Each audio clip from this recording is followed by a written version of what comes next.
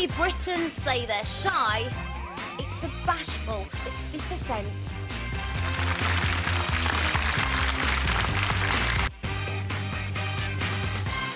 Right now, though, are shy people vain? It seems like quite a daft question. And I mean, how can they be? They're lacking in self-confidence, they hate all that attention. You'd think they'd be the least vain people of all. But then, on the flip side, aren't they also obsessed with how other people see them or think about them? How vain is that? I think it was Charles Darwin who was the first to link self-consciousness to looks, because he noted that children only really became aware of themselves as people after catching sight studying themselves in a mirror. And psychologists take the concept further, arguing that shyness is a symptom, if you like, of excessive self-consciousness. Shy people draw attention to themselves. If you think about it, in social groups, they draw lots of attention passively by not interacting with other people. Let's see if I can explain it better. So, if you're at a small party, a soiree, and a shy person is sitting quietly on their own on the sofa while everyone else is gassing and having a laugh, the rest of the party, at times, will feel guilty about not involving the shy person. Or you'll feel obliged to make more of an effort to get the shy guy or girl involved. Job done. The shy person now has everyone running around after them. They're the centre of attention. Well done, them. Oh, don't. You're making me blush. David Beckham, he says he's painfully shy. Doesn't he look shy there? And then there's that well-known humanitarian Robert Mugabe. He claims to have been a shy boy. Since becoming an adult, though, he has decorated himself with an array of splendiferous and vainglorious titles, proof, if it were needed, that he's shy but vain. Shy but vain. Anton. I'm terribly shy. I can barely get myself out of the house in the morning. It's a nightmare. Can you see the logic to it? That I sort of can. I just don't know the definition of shy, and it sounds like a semantics gone wrong here, really, shy and vain.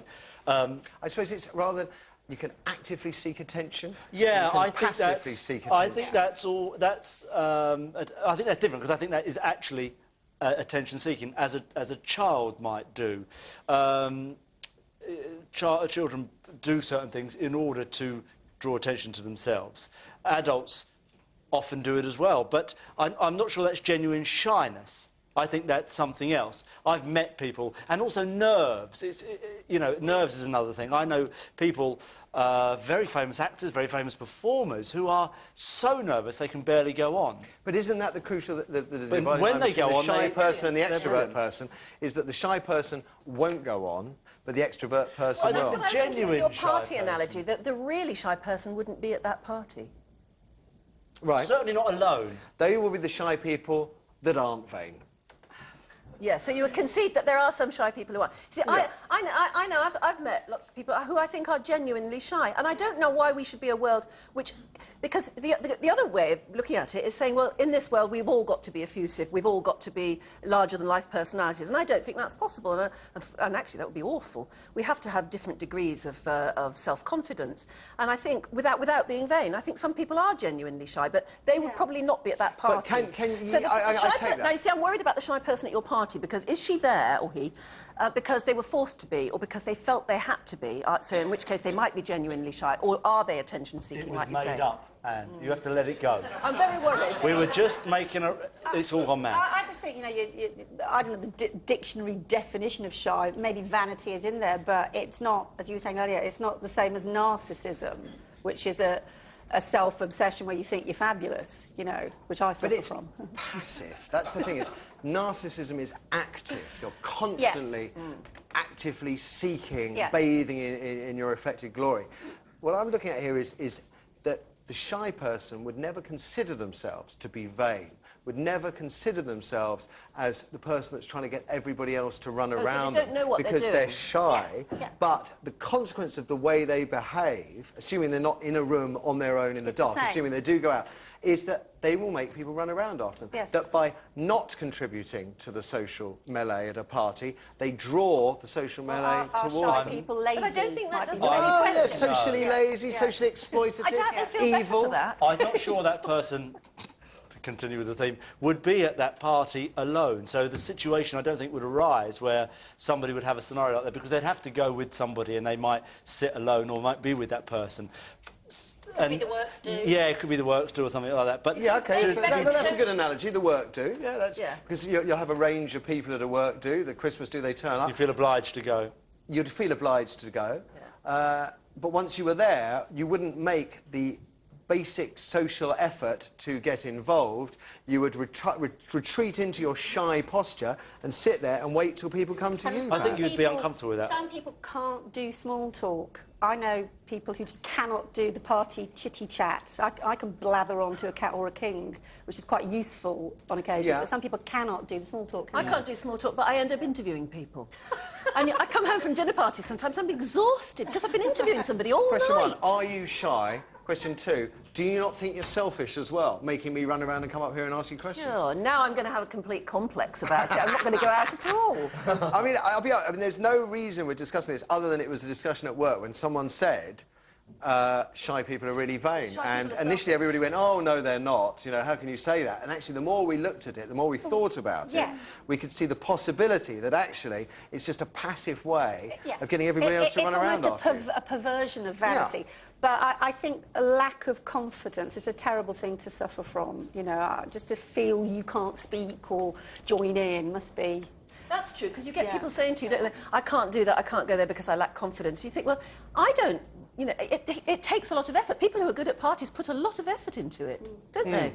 It's not, doesn't necessarily come easy to them. They're working hard. There's going to be a happy medium. There's the people that don't do any small talk, and there are some people whose talk is so small, it's virtually invisible, but it just never stops. Yes. And there's a happy medium somewhere in the middle, I'm I not think. like that. I'm really interesting. No, you are very interesting. As is Luke, who was telling me that, his entire life has been shaped by Tapao songs. He knows all the words and everything. Yeah, then help me sell my house. Yeah. OK, shy people is what we're talking about. Are you evil? Let's hear what Kirsty people have to say. I'm not evil. We have Sarah on line 1. Morning, Sarah. Good morning. So, do you get my drift here? I kind of think that people that are painfully shy, certainly from my own experience, have often been criticised as children, perhaps humiliated, embarrassed, and just really suffer from a lack of confidence. And I think that does create some kind of vanity because they are always being introspective, looking at themselves, worrying about what people think, and that creates that. But I do think it comes from just not having been accepted as a child. Okay, so when you look at the likes of Robert Mugabe or people like that, you know, you're going into narcissistic type of injuries then, where people have been so damaged by lack of confidence, they create this persona. But I do think, you know, I have a friend who's very shy, and she was just criticised constantly as a child. And do you think, because I'm totally with you, up to a point, I think, which is, yes, that's the situation that damages the child and creates the shy person. Yeah. If you're still behaving, and I suppose it depends on how you were treated as a child, how extreme it might be, but if you're still... is there not the possibility that eventually shyness becomes quite a comfortable situation to be in because you do start to passively exploit people, i.e. you are happy to go to a party and sit on the sofa because you know you're prepared to wait for long enough until other people come to you. And then you validate your behaviour. I think it can compound that behaviour, but I don't think that's so much as a conscious decision. I don't think it's something that comes out like that. I don't think it's conscious. Don't get me wrong. I don't think it's conscious, but I think that it becomes quite a comfortable position to be in. Yes, I think you're right. And I suppose the thing is that when you're in that, how do you then get out of that? I was painfully shy as a child. Have a fag.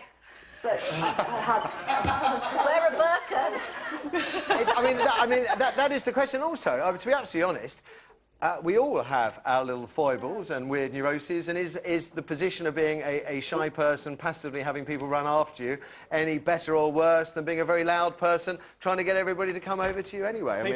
I think as well, people struggle with social skills. They don't really know how to be in a crowded, especially if you come from a situation where there aren't many people around.